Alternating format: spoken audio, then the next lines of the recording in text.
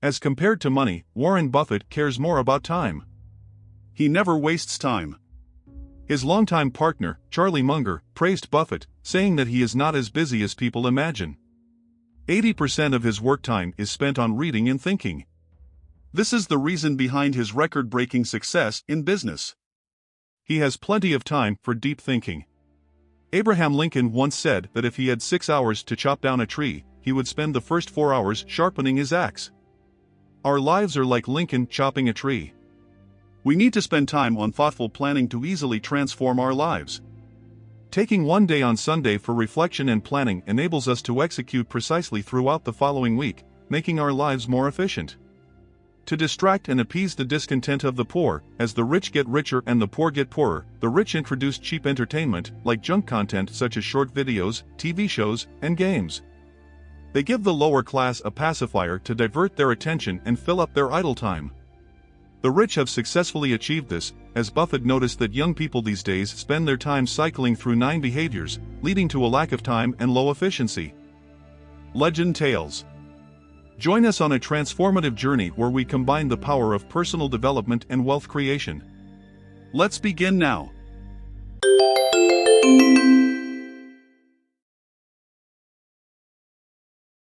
Fitting in doesn't necessarily mean you're making the right choices. When you feel exhausted from being around a certain group, it's a sign that you might not belong there. Not all crowds are worth accommodating. Forcing yourself into a group won't bring you comfort or value. The true purpose of fitting in is to exchange knowledge, uplift each other, or simply find genuine friendship. If you're not seeking those things and just wasting your time trying to please others, beware of those who pressure you to fit in or make you feel uncomfortable. They aren't good people. Sometimes, it's not others who hijack your will, it's your unrealistic expectations that hold you hostage. Fitting in is essential, but being part of the right group is even more important. Always stay conscious, have your own goals, and put your efforts towards achieving them.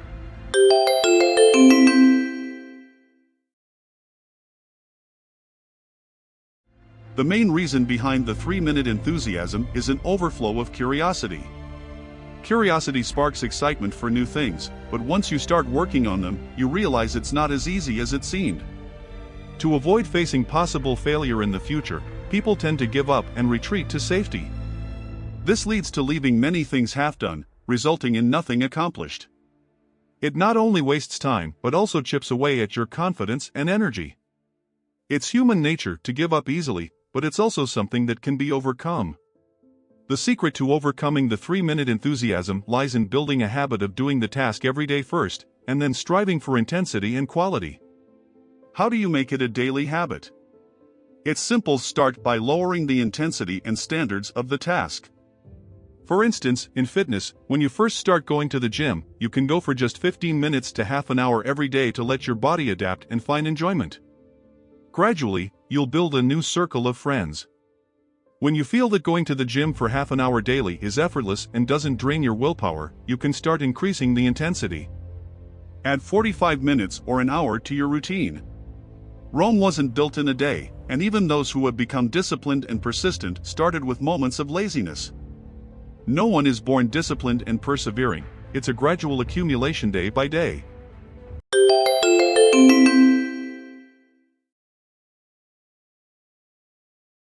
The 72-hour rule tells us that when you decide to do something, if you haven't taken action within 72 hours, the probability of actually doing it becomes close to zero. People often wait for what they call opportunities and always want everything to be perfectly prepared before taking action. They seek a flawless start, pushing today's tasks to tomorrow and tomorrow's to the day after. Therefore, we need to cultivate our execution power, being decisive and taking action every time, which is defeating the enemy of procrastination. We can break this vicious cycle by controlling our emotions, identifying the reasons for delay, and eliminating any obstacles. Regardless, we must act immediately. Sometimes, even when facing something we love, it's challenging to start. Many times, it's because we set unrealistic goals that make the task seem difficult to achieve, leading to procrastination. Setting realistic goals can make things positive and keep you in the right mindset for work. With the right strategy, you can take control of everything and enjoy completing your tasks.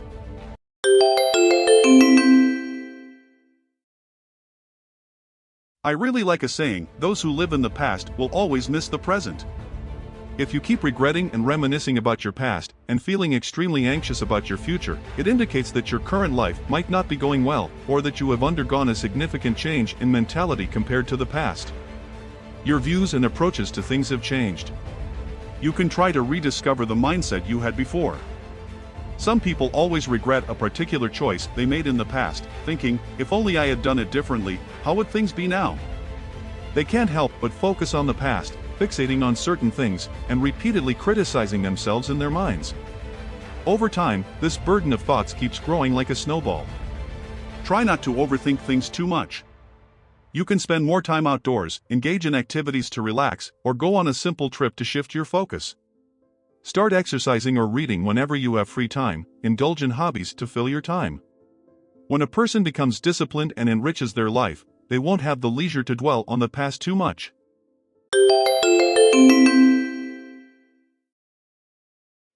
Many people keep themselves in a state of extreme negativity, unwilling to do anything. However, negative energy only adds to our distress and doesn't solve any problems. At times like these, friends become essential. We should surround ourselves with people who bring positive energy, true friends who encourage each other and are passionate about life. Being with someone who helps you become a better person is crucial. If we want to take responsibility for our lives and friendships, the best approach is not to rely on others to light up our path, but to carry our own inner light and shine it on others. As Stephen Hawking said, if you have a disability, it may not be your fault, but complaining about society or expecting others' sympathy is pointless. One should maintain a positive attitude and make the most of the current situation. As the saying goes, you are the average of the 5 people you spend the most time with. Choose to be with those who lead you towards positivity and growth, and avoid those who lead you down a negative path. In the end, those who follow butterflies will see beautiful flowers, while those who follow flies will only end up in dirty drains. Life is like archery, and dreams are the target. Without a target, what's the point of drawing the bow every day? Have you ever felt lost, with days passing by without any improvement in life or career, feeling like you have wasted a lot of time? The reason for such thoughts is likely because you lack clear goals. There's a story about a hungry beggar who envied other beggars who could get enough food, but never envied the mighty emperor. The essence of this story is that people often envy those slightly better off in the same class. If you don't want to be surrounded by envy, strive to elevate yourself above that level. Start by envisioning the life you want in the future and then identify who has achieved that life. Emulate them, read the books they've read, walk the paths they've taken, and learn from their wisdom and experiences. For example, learning hunting from a tiger, wisdom from a fox, and patience from a turtle. Learning from different people doesn't mean you have to stick to one person for your whole life. Only being loyal to one individual's teachings can be considered brainwashing. Instead, at different stages of life, learn from different people, focusing on their most outstanding aspects. Then, apply what you've learned repeatedly until you master it, developing your own unique abilities. This way, you'll gradually integrate your core competencies, forming your own competitive edge. As we strive for perfection, we become increasingly critical of ourselves and tend to magnify others' flaws. Learning to maintain a balanced perspective toward ourselves and others is crucial. The pursuit of perfection does not lead to a seamless workflow. Instead, it often results in decreased efficiency. In fact, perfectionism is often driven by anxiety and a fear of imperfection and inadequacy. When taken to an extreme, it can infiltrate every aspect of life, work, and relationships, potentially intertwining with a condition known as obsessive-compulsive personality disorder. To address these anxieties, there is a therapeutic approach called exposure therapy. This method involves confronting and accepting the most feared and anxious situations. When mistakes occur, the idea is to allow them to exist and, if possible, remedy them. If not, try to move forward without letting the mistake affect subsequent processes. Perfectionists need to learn to accept mistakes and establish a more realistic mindset. Setting achievable goals and plans while adjusting behaviors appropriately is essential. Remember, completion is more important than perfection. Many people enjoy doing multiple things simultaneously. For instance, when spending time with their children, they might try to read an ebook on their phone or multitask while talking to family members on the phone using the speaker, while attending to other tasks. However, the result often ends up being that they try to grasp everything but end up not holding onto anything firmly. Their family members can clearly sense their lack of presence, and the other tasks at hand are not completed satisfactorily. Having too many goals and lacking focus, frequently switching between tasks, trying to accomplish too much at once, and being restless during work can lead to digging 10 wells but not getting any water. To properly change the habit of being unfocused, one needs to identify the reasons behind the lack of focus and develop good habits to enhance concentration. Good habits can build a person's success, while bad habits can destroy a person, so it's crucial to make it the first step in improving focus and productivity.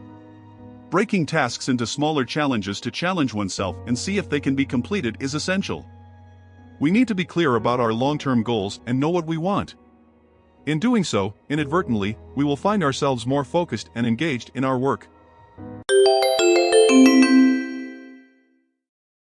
In the workplace, we often come across people who are constantly dissatisfied and picky about everything. They have numerous reasons to complain, such as a demanding boss, low salary, not being recognized for their talents, or a poor working environment, among others. While these reasons may seem reasonable, they also appear illogical.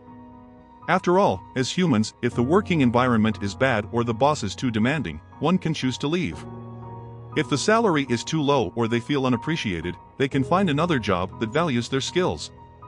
However, it's often observed that the more someone complains, the harder it is for them to make positive changes. Complaining places the blame on others, shifting responsibility away from oneself. For instance, when a child makes a mistake and needs to be disciplined, they might complain, "My brother told me to do it." Similarly, in the corporate world, employees with poor performance often blame the company, saying, "The company never gave me a chance." Many failures stem from excessive complaining. When faced with failure, we tend to deflect responsibility and fail to learn from our experiences. As a result, failure is likely to recur. Complaining and blaming can't solve any problem. They require action and thoughtful consideration. To overcome challenges, we should comfort ourselves and work steadily to find solutions. Don't forget to like, share, comment, and subscribe.